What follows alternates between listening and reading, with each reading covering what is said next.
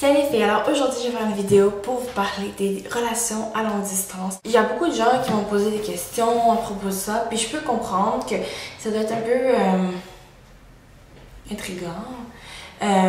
Parce qu'il y a beaucoup de gens qui se verraient pas dans une relation comme ça, puis qui se demandent comment on fait. Donc c'est ça, puis aussi dans cette vidéo je vais juste mettre ça clair que vous verrez sûrement jamais mon petit ami parce que ça fait partie de ma vie privée. Et j'ai vraiment choisi à un certain point dans mes vidéos, quand je trouvais que YouTube rentrait trop dans ma vie privée, j'ai vraiment décidé de changer beaucoup de choses afin d'avoir une vie privée. Et mon petit ami en fait partie, donc vous le verrez sûrement jamais. Et ça m'intéresse vraiment pas de faire le boyfriend tag, ni le my boyfriend does my makeup. Et c'est pas parce que je vous aime pas, c'est juste que pour moi, comme je trouve que le boyfriend tag, c'est juste comme pour montrer aux autres que ah, ton petit ami te connaît bien, genre. Mais moi, il connaît pas ma pointure de chaussures, puis genre, il se rappelle pas qu'est-ce que je prends au restaurant, genre chez Subway, comme. Il se rappelle juste qu'il y a du bacon dans mon sandwich parce que j'ai demandé l'autre jour, tu sais. Fait que, genre, ça sera quoi, tu sais. Puis, ça. Donc, il y en aura pas. Mais sur ce, je vais quand même pouvoir vous parler de ma relation avec lui, par exemple. Alors, première question. Comment... Ben parce que je me fie sur un tag. Donc, comment est-ce qu'on garde notre relation amusante quand on est à longue distance? Donc, c'est vrai que c'est vraiment pas facile, ça. Donc, nous, ce qu'on fait, c'est que souvent, on a des tout petits moments au travers de notre journée, pendant que lui est au travail, pendant que moi, je suis entre deux cours ou quoi. Puis c'est vraiment pas les meilleurs moments pour se parler parce qu'on est comme stressé, on n'a pas le temps, on ne peut pas vraiment commencer une conversation parce que ça va finir. Fait qu'on est juste comme tout stressé, fait qu'on chicane à chaque fois. Fait qu'on a arrêté de se parler dans ce moment-là parce que ça sert à rien. On privilégie de peut-être se parler moins souvent, on se texte beaucoup, mais on se parle moins souvent sur Skype. Mais quand on se parle, c'est très très longtemps, puis on est vraiment posé ou qu'on fait juste ça.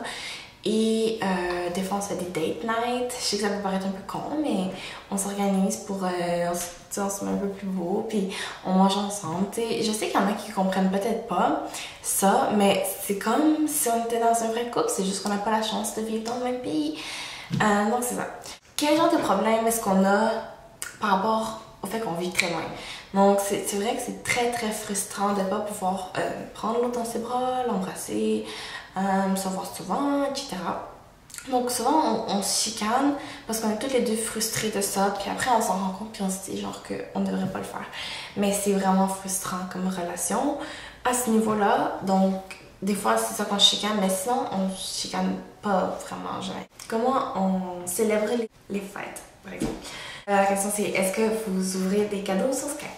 Oui, à chaque fois qu'on s'envoie un colis, on s'envoie mutuellement. Genre, c'est jamais juste moi ou juste lui qui en envoie.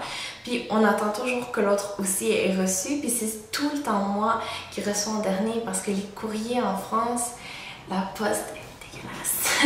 Donc ça prend toujours full de temps, même s'ils payent full pour avoir le colis vite, je l'ai jamais rapidement.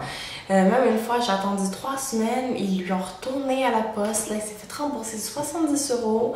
Puis là, en tout cas, finalement, il a été chez Chronopost, ok, en passant Chronopost, c'est vraiment mieux que la poste. Fait que oui, on ouvre les cadeaux, mais pas juste à Noël, des fois, on s'envoie juste ça comme ça, là, pour le fun. Est-ce que c'est difficile de se dire au revoir à chaque fois qu'on se voit? Oui, c'est vraiment difficile. À chaque fois, moi, je pleure.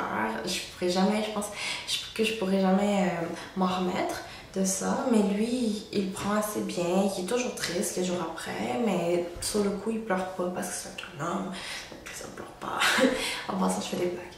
Comment est-ce qu'on célèbre l'anniversaire de l'autre si on n'est pas ensemble?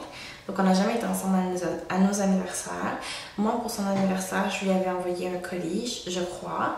Et lui, il était venu me voir pour mon anniversaire, mais avant mon anniversaire. Comment on passe nos anniversaires? Mais comme ça fait pas encore un an, on célèbre comme...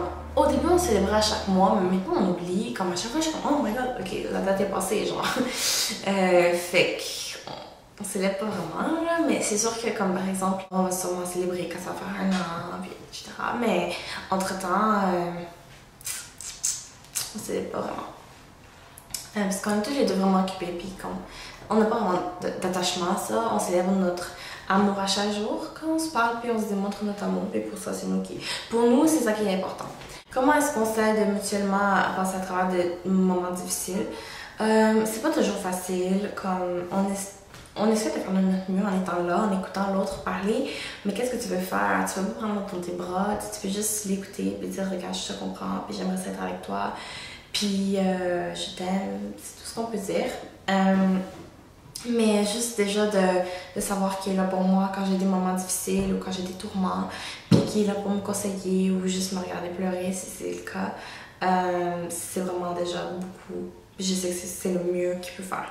Prochaine question, qu'est-ce que je déteste le plus à propos des relations à longue distance? Bien, évidemment, la longue distance, hello! C'est la seule chose parce que au niveau de la relation mentale, qui est vraiment très très forte entre lui et moi, parce que comme vous savez, c'est mon meilleur ami, il n'y a aucun problème. Puis il n'y a pas de plus à être en vrai parce qu'on a vraiment, tu sais, je veux dire, il vit pas en Afrique, là, comme la connexion est vraiment bonne. Fait que quand on se parle, c'est vraiment comme, presque comme s'il était là. Donc, tu sais, au niveau de ça, c'est vraiment pas difficile. Mais au niveau des relations physiques, ça, c'est vraiment difficile parce que, tu sais, je parle pas de coucher avec lui, mais juste de donner un câlin, tenir la main, des petits bisous. C'est vraiment ça qui est difficile à propos des relations à longue distance, c'est de ne pas pouvoir toucher l'autre. Des aspects positifs à propos des relations à longue distance. Donc, oui, le seul aspect positif que je pourrais penser, ce serait que ça teste vraiment l'amour parce que tu peux pas faire une relation à longue distance avec quelqu'un que tu n'aimes pas vraiment intense. Parce que pourquoi tu perdrais tout ce temps-là à t'investir dans une relation que tu dois... Que tout ce que tu peux faire, c'est faire confiance à l'autre. Parce que tu peux rien faire d'autre. Tu sais, fait que c'est ça. Ça teste l'amour, ça teste la confiance. Puis je pense que les gens qui réussissent à passer à travers une relation à longue distance et qui finissent un jour par vivre ensemble, ce sont des couples beaucoup plus soudés et qui connaissent beaucoup plus la valeur de vivre ensemble, d'être un vrai couple, que ceux qui l'ont toujours été parce qu'ils savent c'est quoi être seul mais avoir quelqu'un dans son cœur. Tu sais, les couples qui ont toujours été ensemble, si je peux dire, ils savent pas c'est quoi cette valeur-là parce qu'ils n'ont jamais manqué de l'autre. Et l'autre leur a jamais manqué. Donc, je vais juste finir cette vidéo-là en vous donnant quelques trucs si vous voulez être en relation à longue distance. Donc, premièrement, si vous voulez faire une relation à longue distance, dites pas que vous êtes en couple avec la personne tant que vous ne l'aurez pas vue au moins 2 fois en vrai. Parce que jusqu'à ce moment-là, pourquoi je dis 2 fois? Parce que la première fois, c'est comme nouveau, c'est comme, puis c'est toujours un peu bizarre et awkward la première fois parce que, oui, tu la connais, mais tu l'as jamais vraiment vue, tu sais, c'est pas pareil. Et la deuxième fois, ben, tu sais à quoi t'attendre. Fait qu'il n'y a plus autant d'effets de surprise, genre, oh my god, ok, c'est toi. Comme moi, quand je l'ai vu, la première fois, j'ai été déçue parce que je pensais qu'il était plus gros et plus grand. Parce que l'off-cam, il a l'air vraiment d'avoir un gros visage, mais c'est juste parce qu'il est vraiment joufflu, mais il est vraiment pas gros. Puis, c'est ça. Donc, la deuxième fois, c'est vraiment plus de lien. Puis, assurez-vous de pouvoir vous voir fréquemment. Par fréquemment, je veux dire plus de 2 fois par année, au moins, tu sais. Parce que sinon, c'est vraiment trop difficile. Peut-être qu'il y en a qui réussissent en juste 1 fois par année, mais moi, je serais pas capable. Puis aussi, assurez-vous de toujours parler à la personne au moins 1 fois par jour, pendant au moins 1 heure.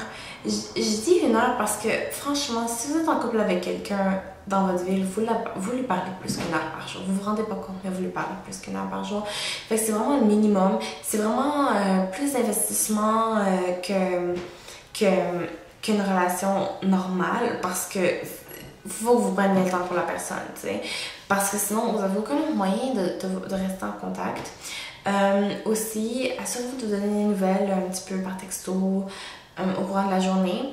En passant, j'ai une application pour vous. Donc, ça s'appelle WhatsApp. Je vais mettre le nom ici. Donc, c'est une application sur iPhone et Android. Donc, c'est pour texter internationalement. Donc, évidemment, ça vous prend Internet. Si vous n'avez pas Internet sur votre téléphone, vous ne pouvez pas l'utiliser. Mais au moins, ça consomme vraiment pas beaucoup d'Internet. Moi, mon Internet, là, ben, moi, j'ai 6 gigs, mais ça prendrait genre... Si vous avez 500 MO, vous allez être correct avec ça. Vous avez juste à pas trop envoyer de photos et de vidéos. Puis c'est vraiment cool. Je vais vous montrer pas comment c'est parce que j'ai juste ma conversation avec lui dessus. Puis comme vous savez, je regarde ma vie privée. Donc c'est ça, mais c'est vraiment cool. Donc c'est ça, vous donnez des nouvelles fréquemment, puis faites confiance. Faites confiance, puis assurez-vous que vous aimez la personne. Parce que si vous l'aimez pas, engagez-vous pas dans une relation, c'est compliqué. Puis demandez en tout cas ça, parce que c'est très longtemps. Donc c'est vraiment tous les conseils que je vais vous donner sur les relations longue distance. Donc j'espère vraiment que ça va vous aider pour ceux qui sont dans une relation longue distance ou ceux qui sont en train de développer un petit intérêt pour quelqu'un qui vit outre-mer ou juste dans un autre pays ou un peu plus loin de chez eux. J'espère que vous avez aimé ma vidéo, que ce que je vous ai dit ça vous aura plu. Donc je suis vraiment contente d'avoir fait cette vidéo là pour vous parce que je sais que ça peut aider beaucoup de personnes et que ça peut répondre à beaucoup de questions des gens qui se demandent mais qu'est-ce que tu fais en relation longue distance, pourquoi tu fais ça, comment tu fais ça. Donc maintenant vous savez tout, presque. Donc sur ce je vous dis ciao, à la prochaine!